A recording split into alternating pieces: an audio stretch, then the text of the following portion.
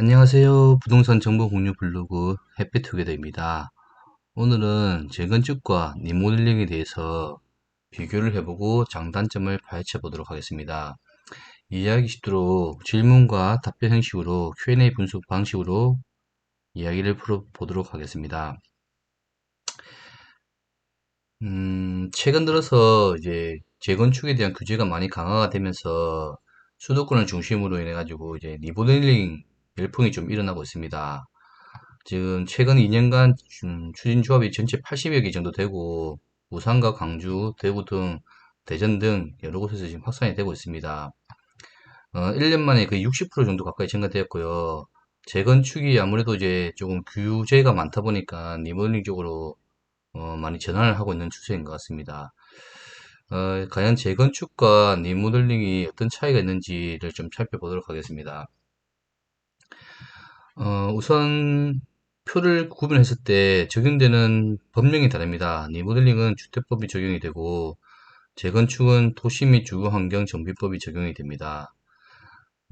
법도 다르지만 이제 가장 중요한 것이 이제 안전진단 부분일 수도 있는데요. 안전진단 부분에서 재건축은 최소 D등급 이하가 나오지만 대상이 되고 리모델링은 B등급입니다. 그리고 또 사업 이 준공 후 대상 기간도 준공 후 재건축은 30년, 리모델링은 15년만 지나면 대상이 될 수 있습니다. 어, 안전 진단과 이게 준공 후 이게 아파트 연령을 봤을 때 30년이 많이 지나고 30년이 되어서 안전 진단이 D등급을 통과를 하지 않기 때문에 보통 35년, 40년 이렇게 아파트가 지은 지 지나야지만 재건축 조건이 되는 경우가 많은데요. 리모델링 같은 경우에는 15년만 지나도 되고 안전진단이 B등급만 통과하면 되기 때문에 재건축에 비해서 규제가 좀 많이 약한 부분이 있습니다.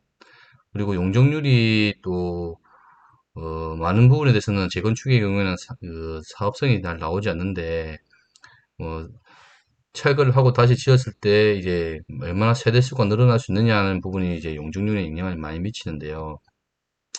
실제로 뭐 아파트 입지가 좋다고 하더라도 용적률이 높으면 재건축을 하더라도 세대수가 많이 증가되지 않아서 사업성이 안 나와서 이제 이 안전 진단을 통과하더라도 사업성 부분 때문에 이제 안 되는 경우도 있습니다. 이제 시공사가 잘 나타나지 않거나 아니면은 조합원들에게 분담금이 많이 돌아가는 문제가 생기죠.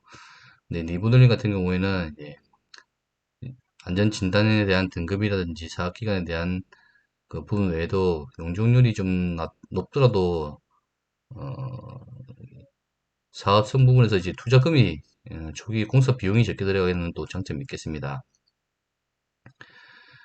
보통 기존 용적률이 약 180%가 넘어가면 재건축으로서의 수입성이 좀 떨어진다고 보는 경우가 많은데요.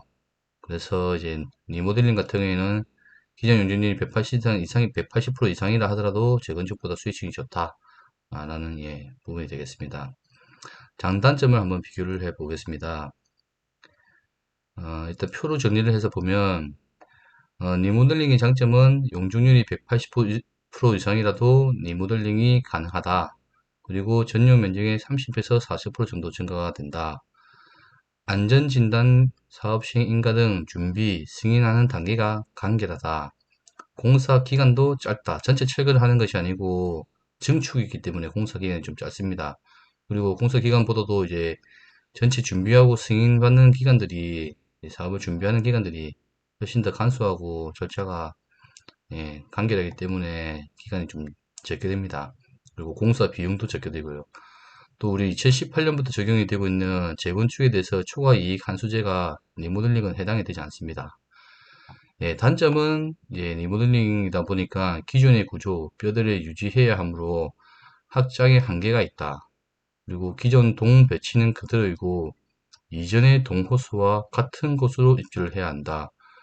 서로 교환이라든지 뭐 수직으로 증축이 되면 한 층씩 올라가거나 이런 부분은 가능하지만 아니면 1층이었는데 1층을 필로트로 주차장을 만든지 이렇게 했을 때 한 층씩 올라가는 경우는 가능하지만 기본적으로는 동배치는 그대로라고 보시면 됩니다. 크게 이제 뭐 뽑기식으로 해서 변화가 일어나거나 그러진 않습니다. 그리고 신축보다는 아무래도 이제 개축이다 보니까 시세가 낮으며 세대수 증가에 한계가 있어서 사업성 수익성이 낮다. 근데 사실 리모델링을 하느냐 재건축을 하느냐 선택의 문제는 아니라고 생각합니다. 이게 둘 다 가능한데 선택의 문제는 아니고, 만약에 재건축이 가능하다고 하면 재건축을 하겠죠. 근데 이제 재건축이 앞서 말씀드린 이제 안전 진단이라든지, 그리고 연령이라든지, 그리고 소요되는 이제 사업성이라든지 기간, 이런 부분 때문에 이제 재건축이 힘들다고 판단됐을 때 대안으로 이제 리모델링을 보는 것이 맞을 것 같고, 그래 했을 때는 이제 리모델링 같은 경우는 가지는 장점들이 있다는, 그렇게 보는 것이 맞을 것 같습니다. 재건축의 장점은 용적률이 낮은 경우에 철거를 하고 신축을 하게 되므로 세대수가 증가하고 일반 분양을 통해 수익률이 높다. 이 부분 때문에 이제 용적률이 낮은 경우에 이런데, 용적률이 높으면 반대로 이제 세대수가 높으면, 세대수의 증가가 많지 않게 되면 사업성이 떨어져서 사업이 되지 않는 경우가 생기겠죠. 이건 장점이자 단점이 될 수 있는 부분인 것 같습니다. 이제 신축이므로 최신 구조를 반영하여 건축이 가능하다. 단점은 앞서 말씀드린 대로 준공 후 30년 이상 안전진단 D등급을 조건으로 사업이 불가하거나 불투명한 경우가 많다. 또 설립인가부터 조합 설립부터 해서 뭐 그전 단계도 있겠죠. 추진위원회라든지 여러 단계부터 시작해서 분양까지의 총 소요 기간이 과다하게 소요된다. 사업성이 낮은 경우에 공사 비용 과다로 인해 분담금이 높게 든다. 재건축 초과이익 한수제에 해당이 된다. 이 18년도부터 이제 적용이 되는 규제인데요.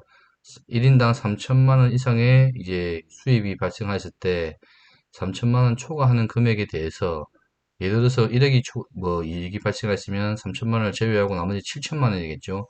7천만 원에 대해서 50%를 환수한다. 그러면 3천만 원에 이제 7천만 원에 50%는 3,500이니까 6,500만 원 이제 수익이, 1억을 벌었을 때 6,500만 원의 수입이 발생하고 나머지 3,500은 이제 세금으로, 그런 개념으로 보시면 되겠습니다. 지금 창원에서 일어나고 있는 리모델링 추진하고 있는 한 아파트의 기본 개념입니다.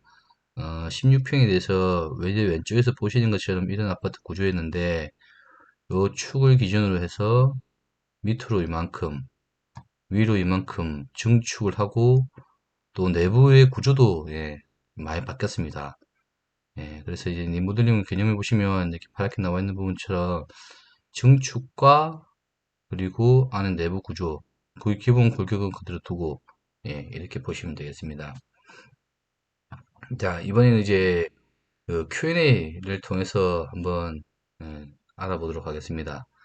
리모델링을 하면 소유자가 초기에 내야 하는 비용이나 분담금, 납부 시기는, 분담금 납부는 이주 완료 후에 착공 시기까지는 발생하지 않습니다.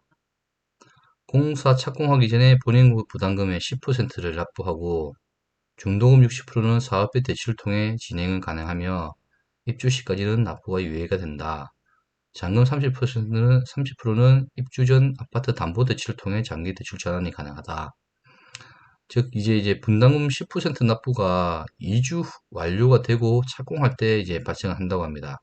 그러면 사실상 이때까지만 해도 리모델링을 한다, 추진위원회가 구성이 되고 조합이 구성이 되고 시공사가 선정이 되고, 그 이후에 이제 전체 동의를 얻어서 2주가 진행이 되고 한참 뒤에 이제 2주 완료 후에 착공식이, 그때서야 이제 10% 분담금을 갖다가 납부를 하게 되는 겁니다. 분담금 금액이 어느 정도냐 하는 것들은 이제 이 대상이 되시면 추진위원회나 조합에서 이렇게 계속해서 정보가 올라오니까 참고로 하시면 될 것 같고, 이 분담금 금액은 이제 공사 착공하기 전에 본인 부담금의 10%를 갖다 납부하게 됩니다. 이 분담금이 얼마나 되느냐는 이제 증축을 해서 일반 분양 세대수가 얼마나 나오냐에 따라서 틀려지겠죠. 들어가는 공사 비용과 그리고 시세의 상승, 그리고 또 일반 분양의 세대수에 따라 가지고 이제 수입금을 다 빼고 남은 금액이 분담금이라고 보시면 될 것 같습니다. 그리고 그 분담금이, 예상 분담금의 10%를 갖다가 2주 완료가 되고 공사 착공할 때 납부를 하는 것으로 되어 있습니다. 유주비에 대한 대출이 나오나요? 각 지자체별로 차이가 있을 수 있으나, 한 예로 이제 조정 대상 지역에 있는 이제 창원 특례시에 있는 아파트 기준으로 봤을 때 종전평가 금액의 50%까지는 대출이 가능하다라고 이제 확인이 되었습니다. 다주택자의 경우에는 조정 대상 지역의 경우 원칙상은 불가하나 시공사의 보증을 통한 사업비 대출 등의 방법도 있다. 그다음 세 번째 질문. 현재 동호수를 공사 완료 후 다른 동호수로 이동이 가능한가요? 앞서 설명드린 대로 이거는 이제 증축의 개념이기 때문에 기본칙상은 본인의 동호수를 확정이 된다. 만약 1층을 필로트 공간으로 만들거나 수직 정축이 발생해서 전체적으로 수직 이동이 가능한 경우는 있고 다른 동호수 간의 교환은 가능하지만 원칙적으로는 기존의 동호수를 가져간다 라고 보시면 됩니다. 그리고 만약에 동호수 간에 교환을 하거나 이제 수직 증축으로 해서 올라가거나 하는 이렇게 가는 것에 대해서는 양도소득세는 부과되지 않는다고 합니다. 조합원 분담금이 평형별로 동일한지 정해지는 기준이 무엇인지 조합의 분담금은 본인이 소유하는 아파트의 현재 가치와 향후 입주할 아파트의 가치를 차감하여 부족한 가액을 분담금으로 확정하며 리모델링에 따른 사업 수익이 발생할 경우 수익률, 비례율을 적용하여 분양 면적, 리모델링 후 가치 기준에 따라 차이가 나므로 각 세대별 분담금은 차등 발생합니다. 이건 이제 아실 거라고 보고 현재 해당 아파트를 여러 채 가지고 있는데 리모델링 후에도 소유한 아파트 수만큼 가질 수 있나요? 기존에 소유한 아파트 수만큼 리모델링 후에도 배정을 받을 수 있습니다. 재건축과 이제 이것도 다른 부분이 되겠죠. 리모델링을 통한 주거 환경이 얼마나 개선이 되는지, 리모델링을 통해서 난방 효과가 개선되고 지상을 공원화, 주차장을 지하화 또는 추가 확보, 커뮤니티 시설을 확보, 내진 설계로 내진 설계까지 가능하니까 어느 상당한 수준까지 개선이 가능할 것으로 보입니다. 기본 뼈대는 이제 건들 수 없는 부분이지만 그 외의 부분들은 이제 예전에 오래된 아파트 같은 경우에는 이제 건폐율이 많이 낮죠. 아파트 동간 간격이 상당히 넓고 또 아파트 이제 전체적인 경계에 비해 가지고 단지가 차지하고 있는 이런 건물이 차지하고 있는 비율이 낮은데 그런 부분들이 상당히 개선이 가능할 것 같습니다. 현재 아파트 면적에서 얼마나 증가하나요? 리모델링 사업으로 종전 전용 면적의 40%, 전용 85제곱미터 이상은 30%까지 증축할 수 있습니다. 리모델링은 통한 증축으로 평형이 커지면 취등록세가 발생하나요? 각자에게 취득세가 발생은 하며 다주택 여부와 상관이 없이 모두 균등하게 과세되지만 추가 공사비 기준으로 과세가 되기 때문에 일반 분양보다 세금이 적습니다. 대부분 대수선분과 리모델링 분을 나눠서 구분하여 과세가 됩니다. 취득세 부분은 다주택자다 하더라도 중과가 되지 않고 그리고 공사비, 추가 공사비, 투입된 공사비 기준으로 수선분 별도, 리모델링 분 별도로 과세가 되기 때문에 크게 부담은 되지 않을 것 같습니다. 그리고 리모델링 기간에 기존 건축물이 소멸되는 것이 아니므로 사람이 살 수는 없지만 건축물은 남아있죠. 그래서 준공까지 재산세는 주택 공시가격 기준으로 부과가 됩니다. 내용이 많습니다. 리모델링 분담금은 최종 확정은 언제가 되느냐? 조합 설립 시공사 선정 설계안에 따른 조합원 및 일반 분양 면적이 확정이 된 후, 오타가 있네요. 사업 계획 승인 동의를 받을 시기에 확정이 되고, 계약금, 중도금, 잔금이 확정이 됩니다. 최종적인 분담금은 준공 이후에 리모델링 조합, 해산, 전에 권리 변동 계획, 변경 총회를 통해서 확정이 됩니다.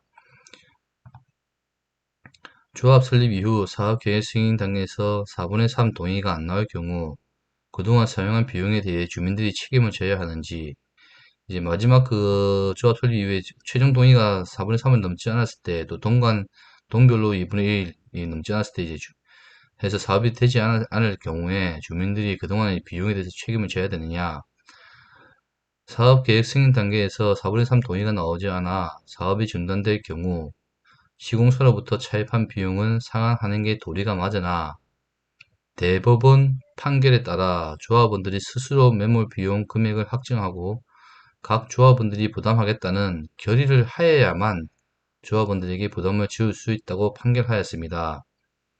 대부분 이제 우리가 그 동일서를 쓰면서 이 매몰 비용에 대해서 조합원들이 부담하겠다는 결의서 쓰진 않죠. 예, 그래서 따라서 정비 사업 시장 이후 시공사에서 단 한 번도 재개발과 재건축 주민들에게 매몰 비용을 추징당한 사례는 없었습니다. 예, 오늘은 이 정도로 해서 이제 재건축권 리모델링의 차이점과 장단점 우리 Q&A에 대해서 살펴보았습니다. 유튜브를 지금 시작하는 초기 단계이기 때문에 아직은 이제 많이 부족한데요. 조금씩 연습을 통해서 블로그에 있는 여러분들에게 도움이 되는 내용들을 이렇게 설명을 드리는 시간을 가지도록 하겠습니다. 예, 감사합니다.